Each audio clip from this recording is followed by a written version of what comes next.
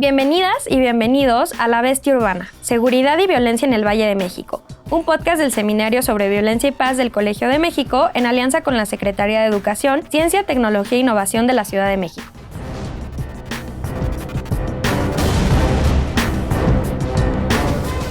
Bienvenidas, bienvenidos. Esto es La Bestia Urbana y yo soy Rodrigo Peña.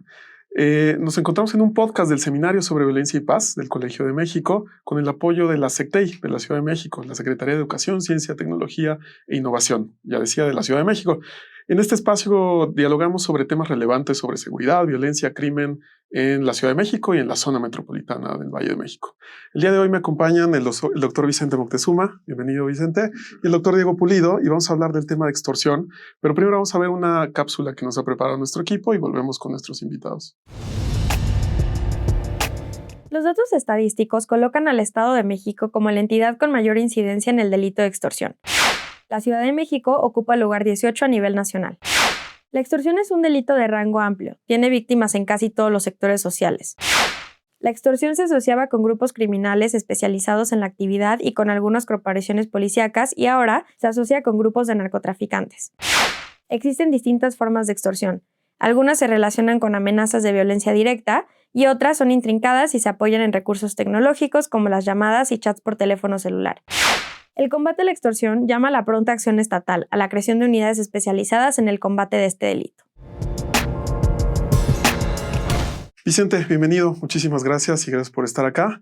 Quisiera empezar preguntándote sobre cómo definir el delito de extorsión.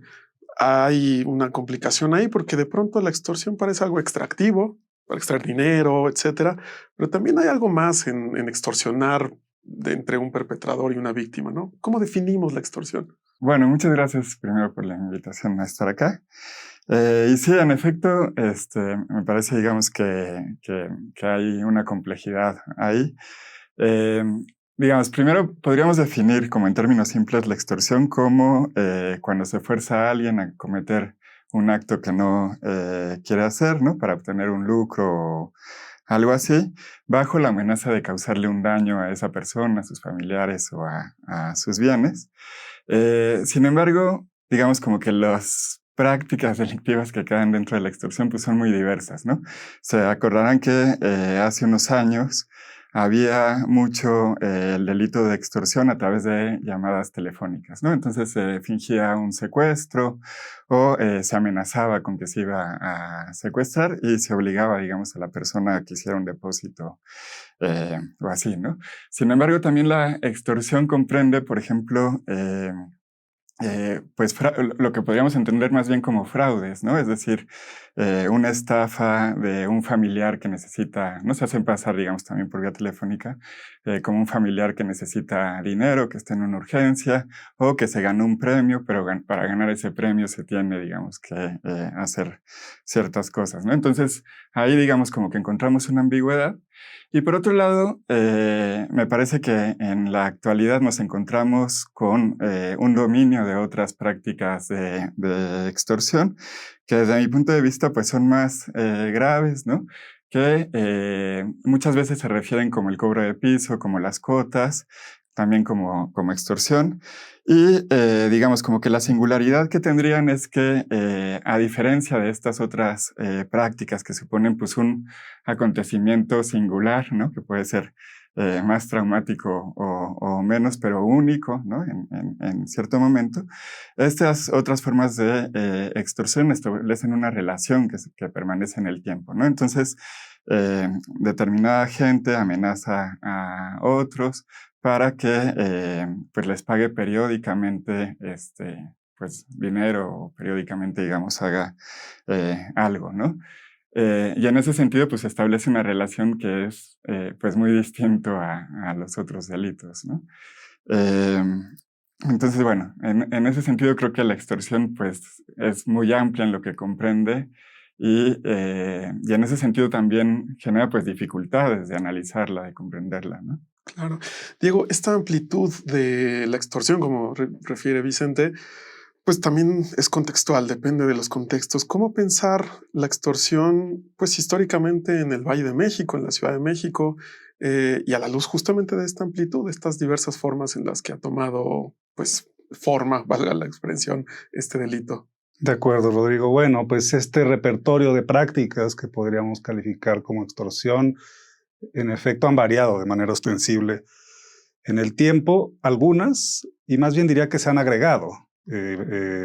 Muchas veces con una estrecha dependencia en tecnologías, ¿no? Señalaba Vicente los fraudes por medio de llamadas telefónicas. Las cárceles se han vuelto como call centers, ¿no? de extorsión, de llamadas de extorsión, según notas relativamente recientes. Pero si hacemos este desplazamiento temporal, podríamos reconocer prácticas de extorsión en los sistemas de cuotas en diferentes momentos de la historia de México. En mis estudios sobre la policía, yo veo que los sistemas de cuotas se han articulado bastante bien desde la década de 1920. ¿No? La gente se iba y pensaba mucho y reconocía en el arquetipo, digamos, del policía corrupto y extorsionador a Arturo el Negro Durazo. Pero no, uno puede ver esos esquemas en los cuales se aprovecha la organización de la propia corporación policial, se aprovechan las jerarquías, etcétera, para hacer extorsión y expolios por dos, digamos, grandes ejes. Uno es dentro de la corporación. Los subalternos tienen que ir, experimentan descuentos, ¿no? Y luego estos subalternos, también con insisto, una jerarquización que tiene digamos, los eslabones de esta cadena de cuotas, van de los jefes de compañías a los sargentos, a los agentes de primera, segunda, tercera, y así, ¿no? Digo, esto puede ir cambiando la nomenclatura, ¿no? O, digamos, en los últimos 20 años ya no se les llama gendarmes, por ejemplo. Bueno, pero en realidad podríamos ver, insisto, que temporalmente algunas prácticas se han mantenido y otras sí se han transformado bastante.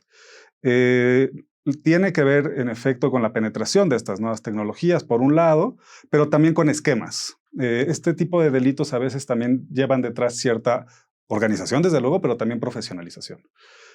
Señalábamos los que están, digamos, en las cárceles, ¿no? Estos podrían ser un ejemplo de los como call centers de llamadas de extorsión, pero también están esta transhumancia, transhumancia de grupos del crimen organizado, como muy recientemente los llamados préstamos gota a gota, ¿no? Que son préstamos que sin ningún aval reciben generalmente tianguistas, tenderos, pequeños comerciantes, trabajadores de la calle, y con una escala, bueno, el préstamo puede ir de 500 a 60,000 pesos sin ningún aval y nada, pero resulta que los intereses son de 40%. De modo tal que tiene se entra ahí en una espiral precisamente de extorsiones, donde la extorsión, señalaba Vicente, hay unas que duran, ¿no? Que tienen una duración, una vida más larga, ¿no? Hay otras que son efímeras y dura el golpe, ¿no? Y estas otras, insisto, plantean un escenario, a mi modo de ver, inédito. Y no solo a mi modo de ver, sino también es lo que están señalando las autoridades, porque además sugiere o supone esto articular diversas, digamos, jurisdicciones y digamos, niveles de la administración pública en términos de seguridad ciudadana, ¿no? De alguna manera, esta transformación de las prácticas ha sido también sofisticación de la extorsión. ¿Podríamos llamarlo así? Sofisticación, ¿en qué sentido, digamos? Porque en sentido literal, sofisticación es grotescamente sofista. Entonces yo diría elaboración, sí, un mayor grado de elaboración podría ser, pero no sé si sofisticación sea la palabra. Organización, finalmente, sí la hay, ¿no?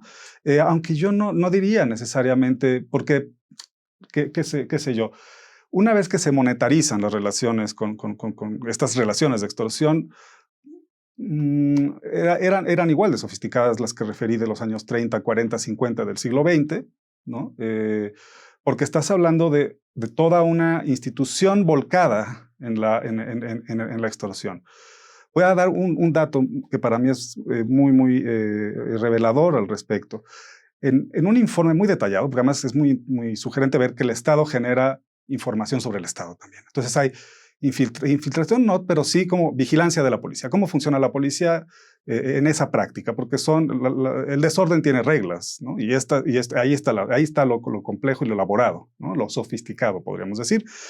Y era haciendo cuentas, en un informe muy detallado, con pelos y señales, digamos, de peso a peso, cuánto pagaba cada eslabón de esta cadena que mencionábamos. Me voy haciendo las cuentas y resulta que, siendo un poco conservador, porque faltaba información de 12 compañías, era aproximadamente 3.5% del presupuesto de seguridad del Departamento del Distrito Federal en aquel entonces. Impresionante. Es tremendo, es tremendo. Entonces, y quiero decir, eso no le agrega o le quita sofisticación, pero quiero decir, es algo que también puede ser una extorsión, nos guste o no, es un negocio. Y es un negocio rentable y que toman también entonces los crimen organizado u otros sectores. En ese entonces a la policía sin reparo se le decía que era una mafia. Uno de los protagonistas en el libro, en el famoso de Oscar Lewis, el de Los hijos de Sánchez, señalaba algo así como que la policía del Distrito Federal era el sistema de gángsters organizados. La hermandad. La hermandad. Casi bueno, ahí faltaba. Igual era un poco exagerado el uso de la palabra mafia, ¿verdad? Claro. Porque no había esta cosa ni de la omertá, ni de digamos, los lazos sanguíneos y familiares que suponen la mafia italoamericana y la siciliana también, ¿no? Claro. Vicente, en la medida en la que se ha pues, transformado, como dice Diego, también se han sumado víctimas, te lo pregunto, de extorsión. ¿Cómo podríamos describir a las víctimas de extorsión en la Ciudad de México, en el Valle de México? ¿Quiénes son las víctimas de extorsión y también cómo han, digamos, sufrido estas transformaciones, ¿no? Solamente que me gustaría, digamos, comentar algo en relación con lo anterior. Y es que sí, que yo tampoco consideraría que hay una sofisticación, digamos, como nueva en la extorsión. Bueno, dependiendo de la temporalidad, ¿no? Porque Diego pues, nos lleva a los años 30. Pero pensando un poco en las formas más recientes de la extorsión, desde mi punto de vista es más sofisticadas las tramas, digamos, que se podían hacer por medios telefónicos, ¿no? Que muchos de las cuestiones de la extorsión contemporánea que lo que se pone, digamos, directamente, pues es la amenaza de la fuerza, ¿no? Entonces, al contrario, pensaría que hay como un embrutecimiento de las formas de la extorsión, ¿no? En ese sentido. Y bueno, regresando a la otra pregunta, bueno, acá, ¿no? Como siempre, digamos, como en relación con el crimen y los delitos, pues es muy complicado porque no contamos realmente pues, con una información que permita conocerlos a detalle, ¿no? Como se sabe, la estadística delictiva pues siempre está sesgada porque hay un montón de crímenes que no se denuncian. Estuve revisando y me parece, digamos, que en relación con la extorsión se considera que es alrededor del 2.6% o una cosa así, ¿no? En contraste, digamos, con las encuestas de victimización. Eso pues nos deja, digamos, como mucha información que desconocemos, ¿no? Y si por otro lado las encuestas de victimización pueden surcir ciertos hiatos, ¿no? Ciertos huecos, digamos, que tenemos en la información. Al mismo tiempo, pues se trata de encuestas, ¿no? Que, digamos, como que se hacen en torno a cierta población, pero no a la población en el conjunto, ¿no? Entonces eso, pues también presenta unos límites para conocer a detalle, pues lo que está sucediendo.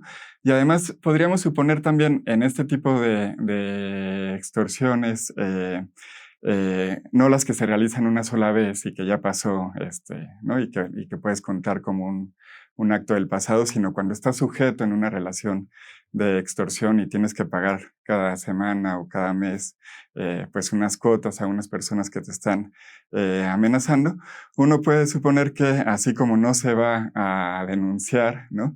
Que tampoco si te toca que te encuesten y estás en esa situación, que tampoco manifiestes que estás siendo extorsionado en ese momento, ¿no? Entonces, digamos, como que ahí pues hay una dificultad. Yo pues plantearía, digamos, como una inferencia teórica, ¿no? En relación con quién puede ser pues más vulnerable, ¿no? Y en este sentido, pues tendrían que ser los sectores populares, digamos, como quienes podrían estar más expuestos a la extorsión, por varias razones, ¿no? Una, en torno pues al capital económico que tienen para presentar denuncias, ¿no? Es decir, para responder a actos extorsionadores, ¿no? También el capital social, las posibilidades que tienen en relación con los vínculos que hagan moverse la justicia, ¿no? Porque sabemos que es pues una maquinaria que no funciona tan eficiente, ¿no? Que necesita ahí palancas y relaciones de poder. Y en tercer lugar también, digamos, no a los sectores populares en general, pero pensaría que también se encuentran en mayor vulnerabilidad quienes pues se encuentran en distintas posiciones de informalidad, y es esa posición de informalidad, digamos, la que es sujeta a una amenaza, digamos, o violencia extorsiva, ¿no? Digamos, la situación de informalidad pues hace que la gente no tenga, digamos, los recursos legales, o que sean mucho más complicados, ¿no? que quien tiene las vías formales. Y en ese sentido, y acá conecto, digamos, con lo que comentaba Diego hace rato, estos actores pues estarían vulnerables a dos tipos de amenazas o de violencia de actores distintos, ¿no? Por una parte, de agentes no estatales, ¿no?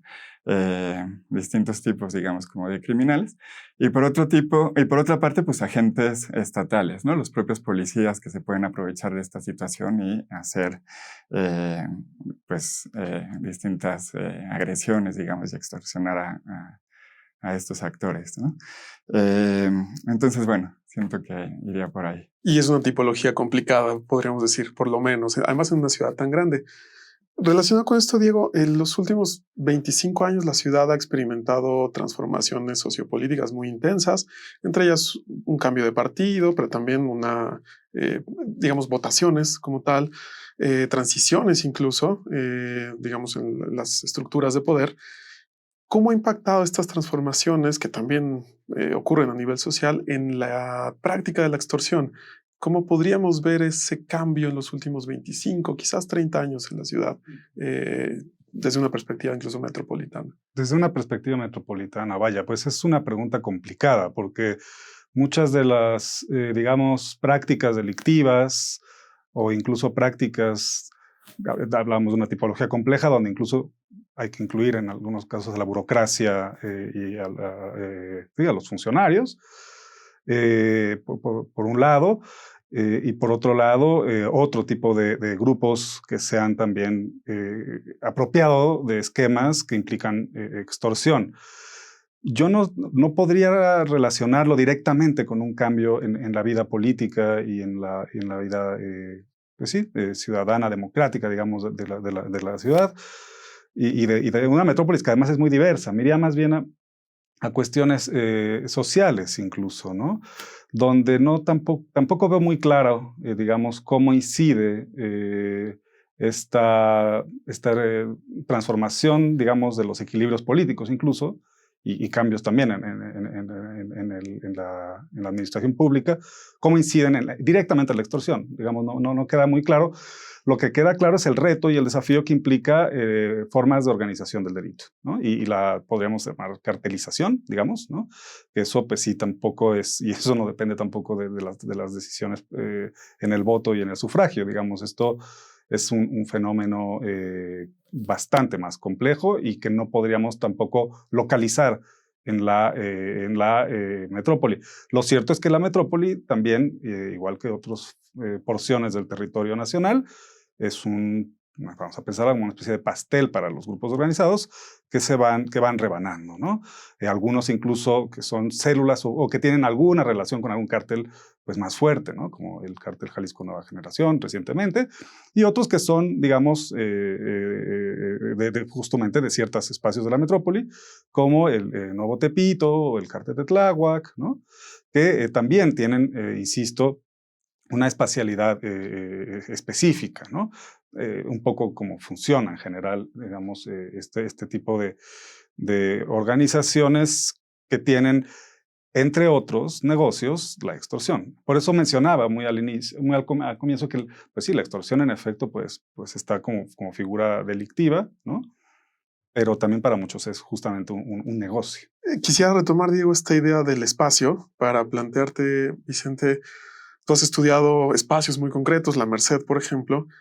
¿Cambia la extorsión en la medida en la que cambia el espacio? Además, en una ciudad tan grande, tan intensa, como decía Diego, eh, ¿qué tan importante es el espacio para la forma de extorsión o para la forma también de las víctimas de extorsión, para el extractivismo que supone?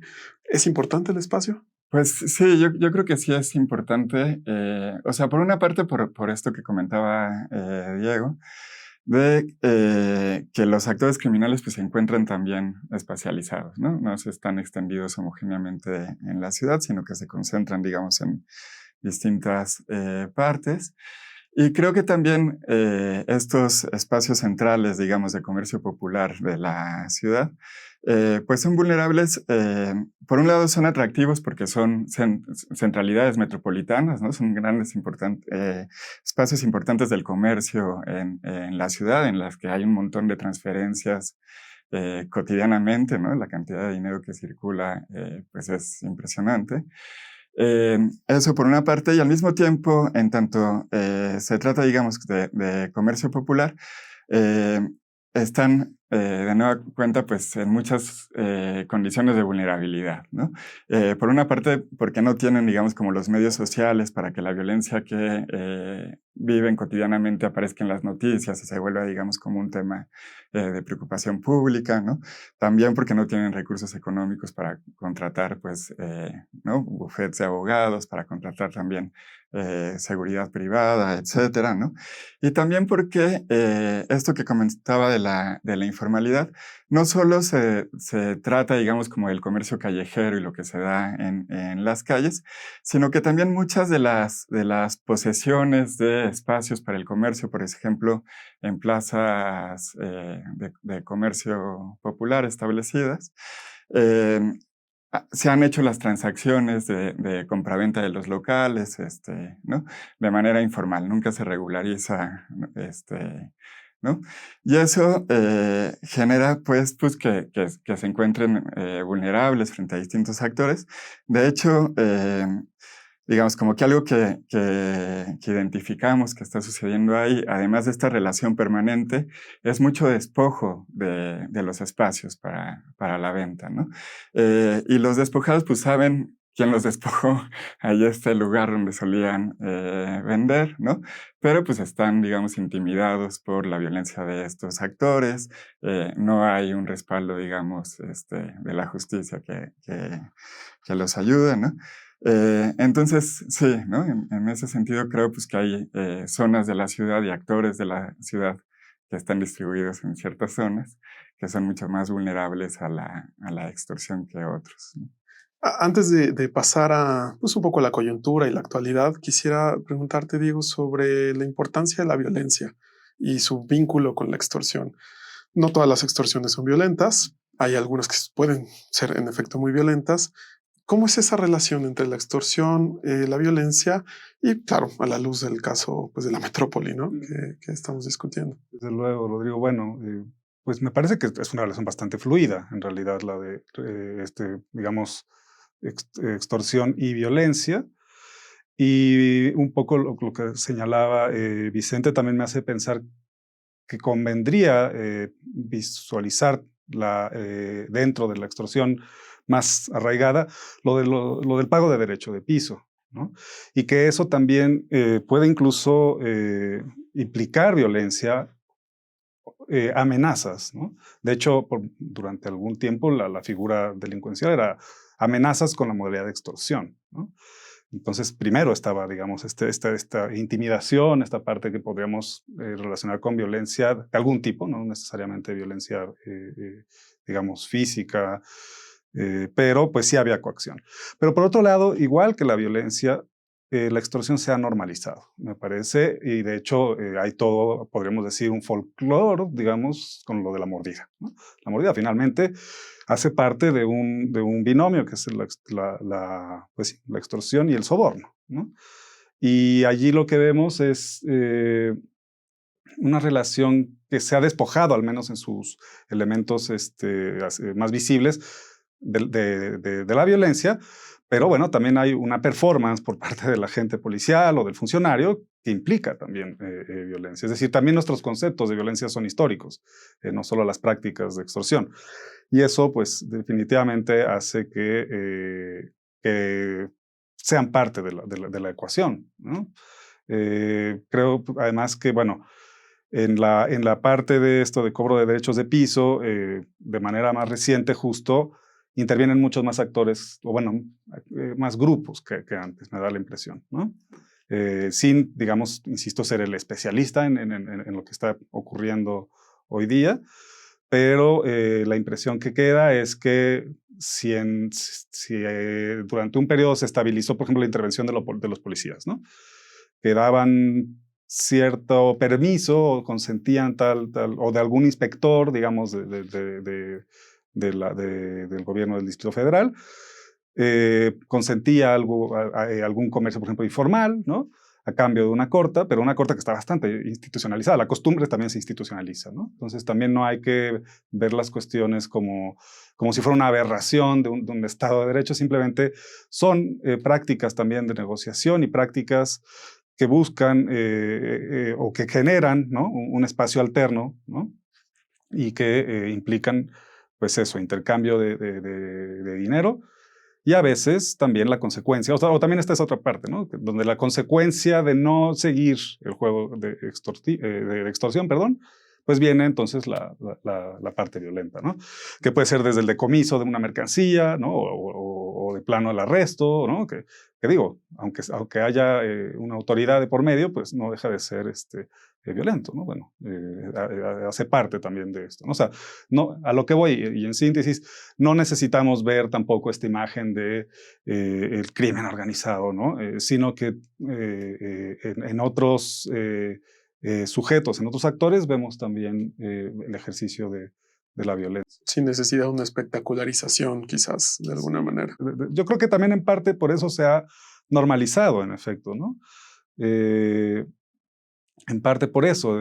Y otra cuestión que es también que estaba dejando por fuera, es que los actos, por ejemplo, mencioné el soborno, que no habíamos mencionado porque tampoco es necesariamente el punto, ¿no?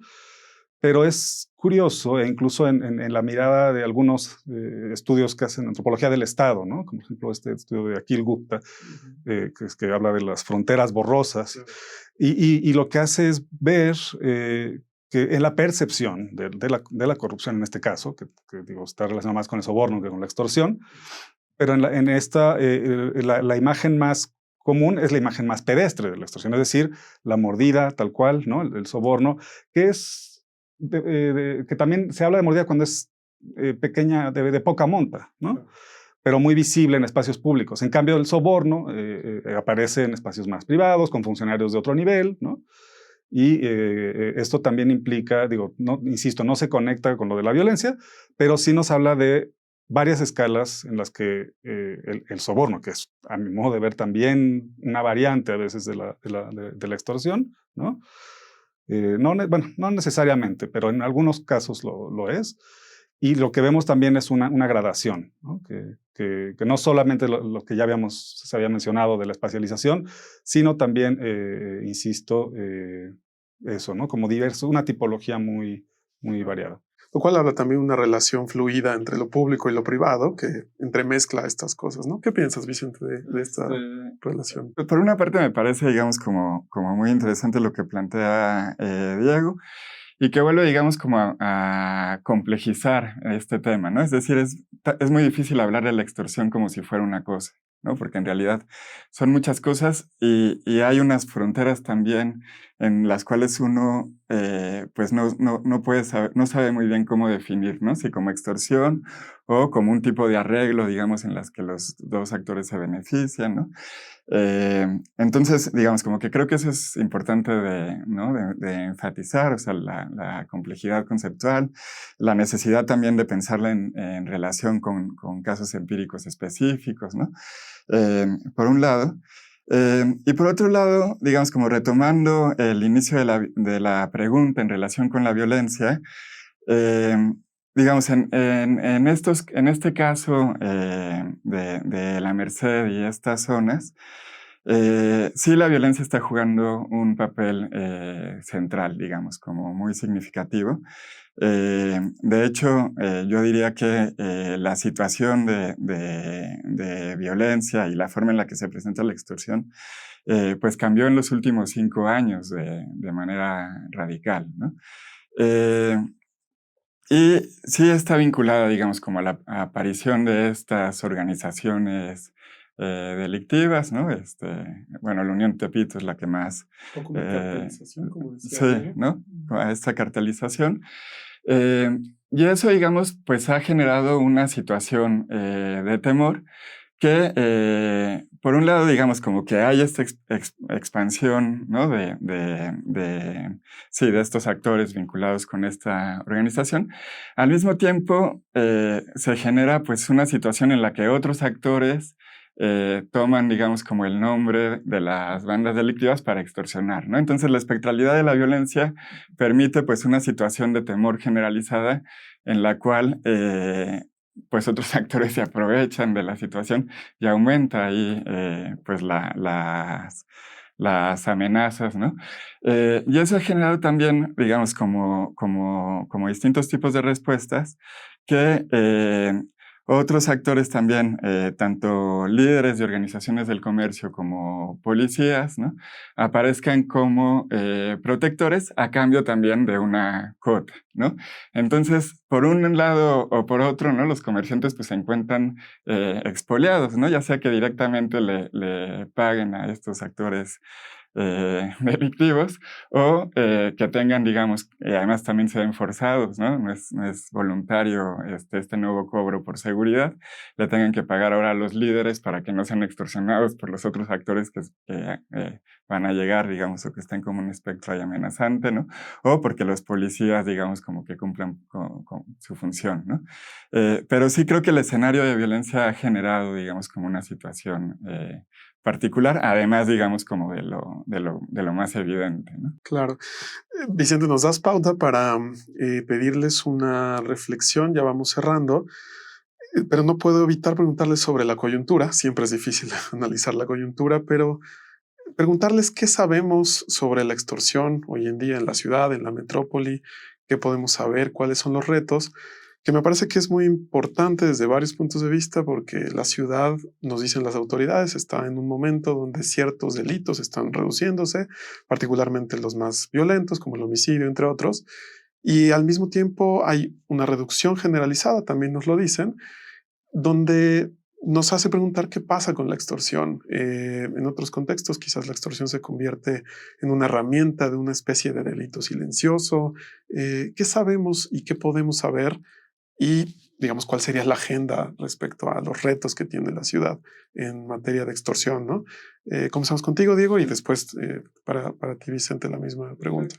Bueno, en la coyuntura siempre genera más bien algo de expectativa, o si no, vamos más bien a ver muy hacia atrás o un poco hacia atrás.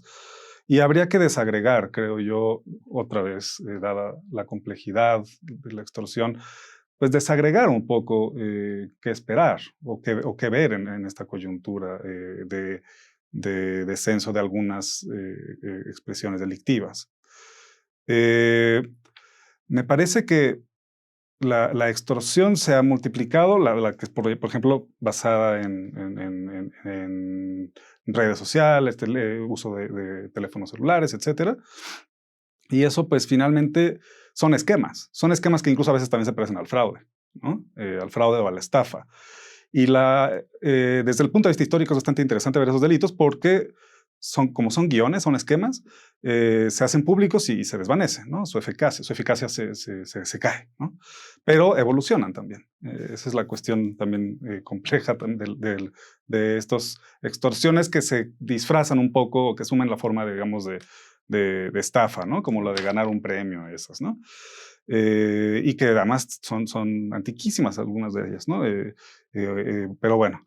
Y la otra es, bueno, se han puesto también estas cuestiones de atención ciudadana por vía de teléfono y tal, información, digamos, porque son un poco maneras de extorsión que se rompen con información, básicamente, ¿no? Y hay otras que son mucho más complejas y que tienen que ver con economías informales, economías incluso de prohibición, ¿no? Crimen organizado. Y ahí finalmente no hay tampoco, dada la multidimensionalidad de ese fenómeno, pues no hay tampoco una sola dirección para desarmar, ¿no? Me parece que es por ese motivo, ¿no? Y digamos en ese carácter más económico, es complicado el escenario de lo que estamos, al menos en esta conversación, visualizando como extorsión, ¿no? Las rentas, los derechos de piso, las cuotas por partida doble, ¿no? Al cártel y a la gente de gobierno. ¿Sí? ¿Sí? Por otra parte, entonces sí, se vuelven nada más costos, ¿no? Riesgos en inversión claro, de esto que por precario que a veces parezca o por la escala tan amplia que pueda ser desde un puesto, ¿no? Y además por los puestos también hay una gradación también tremenda, ¿no? O sea, depende de dónde está, las características, etcétera, ¿no? Pero a lo que voy es, yo no veo muy sencillo cómo se desactiva esa parte, porque sí implica, digamos, básicamente desactivar ciertas formas de crimen organizado. A mí me llamaba la atención justo ver cómo la reacción que están teniendo con esto de los préstamos gota a gota.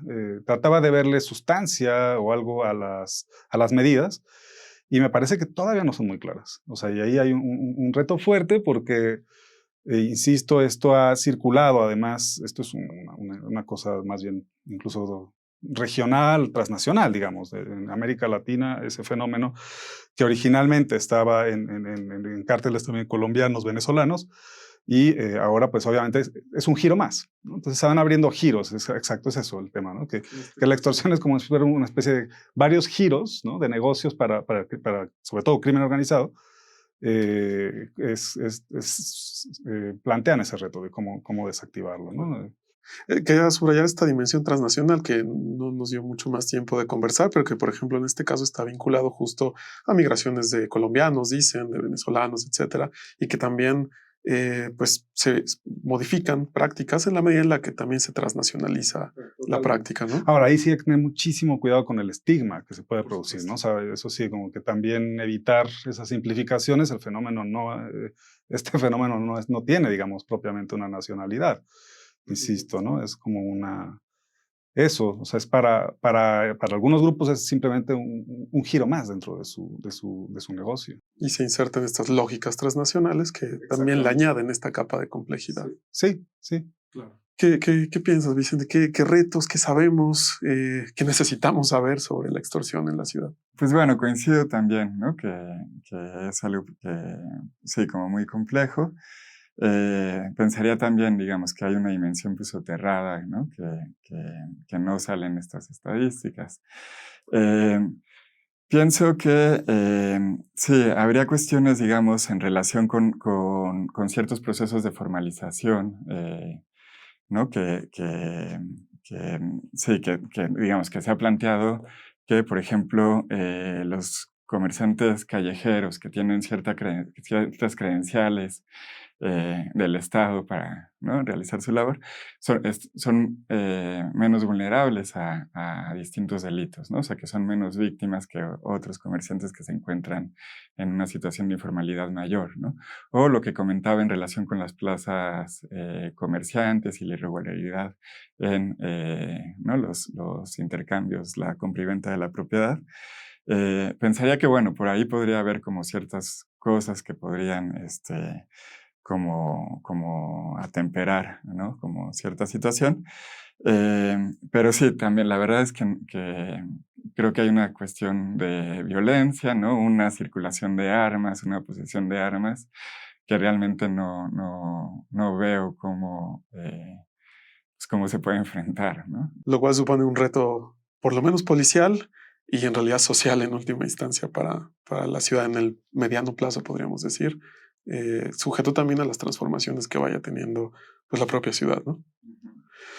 Diego, Vicente, muchísimas gracias. Se nos acabó el tiempo, pero no quiero dejar de agradecerles a nombre del seminario y agradecer también al auditorio y invitarlas a que nos acompañen en los demás episodios de La Bestia Urbana, un podcast del Seminario sobre Violencia y Paz del Colegio de México con el apoyo de la SECTEI. Muchas gracias y hasta luego.